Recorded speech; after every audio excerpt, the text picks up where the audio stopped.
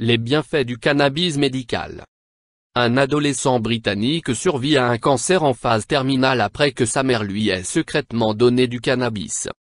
Dans un livre témoignage sur la manière dont son fils a réchappé du cancer, The Boy in Seven Billion, Callie Blackwell expose les décisions drastiques qu'elle a dû prendre pour sauver son fils. Darren Blackwell, un jeune Britannique, s'est fait diagnostiquer une leucémie en 2010 alors qu'il n'avait que 10 ans. Un an plus tard, les médecins lui détectent un deuxième cancer, un sarcome à cellules de Langerhans, si rare que seules 5 personnes au monde l'ont actuellement. Le fait qu'il ait d'ailleurs simultanément ces deux cancers rend son cas vraiment unique. Darren commence les traitements, radiothérapie, chimiothérapie, greffe de moelle osseuse. Mais après 4 ans, rien n'a fonctionné. Sa situation s'empire petit à petit, il est perfusé de morphine, n'arrive plus à manger, est couvert de plaies et a perdu tous ses cheveux. Les docteurs annoncent à sa mère que si rien ne s'améliore d'ici une quinzaine de jours, il serait placé en soins palliatifs. C'est à ce moment que ses parents, Callie et Simon, décident de s'intéresser aux antidouleurs à base de cannabis. Ils avaient entendu parler du Bedrocan, qui n'était pas disponible au Royaume-Uni. Les médecins pensaient d'ailleurs que cela pourrait aider Darren, mais n'ayant pas été testé sur des enfants, ils ne pouvaient pas en prescrire. Callie et Simon décident donc de s'en occuper eux-mêmes et de trouver du cannabis. Nous avons pris une décision qui horrifiera nombre de parents, et qui m'a également fait peur, confie-t-elle. Après tout, je n'avais jamais vu rien de positif dans la consommation de cannabis, et lorsque je travaillais en nightclub, les drogues illégales étaient mes ennemis. Mais si je pouvais aider mon fils chéri à échapper à ses douleurs quotidiennes, je devais essayer. Simon achète du cannabis derrière une station-service, puis achète un faitout et de la glycérine végétale pour fabriquer la teinture de cannabis qui ira bien dans un vaporisateur.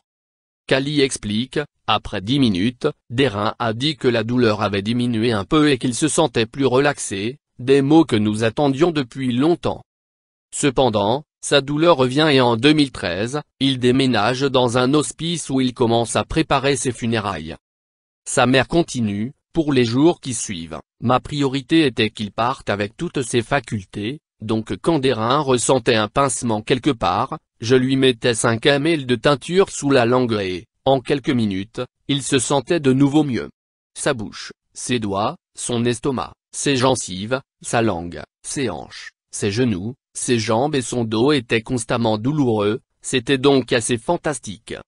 Et puis, la guérison. Sans réelle explication, un des médecins de l'hôpital informe Callie qu'il n'était plus sûr que Darren soit en train de mourir. Ses plaies guérissent, son bilan sanguin s'améliore.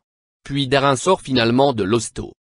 Il y a une corrélation directe entre Darren qui prend sa teinture de cannabis et l'amélioration de ses bilans sanguins. Lorsqu'il n'en avait plus, ses bilans chutaient. C'est une preuve suffisante pour suggérer que la teinture a joué un rôle vital dans sa guérison. Je n'imaginais pas dans mes rêves les plus fous que cela ait pu sauver Darren. Darren a aujourd'hui 17 ans, une petite amie et la vie normale d'un adolescent de son âge. La transformation de son fils autrefois si malade semble encore émouvoir Callie. Mais c'est surtout le témoignage de l'amour féroce et la détermination d'une mère extraordinaire. Je ne suis pas ici pour dire que le cannabis peut guérir le cancer ou que c'est une drogue miracle. Mais cela a aidé Darren et je pense que nous avons besoin de demander, est-ce que cela pourrait aussi aider d'autres personnes? Je pense qu'on a besoin de faire plus de recherches sur ce que le cannabis peut faire.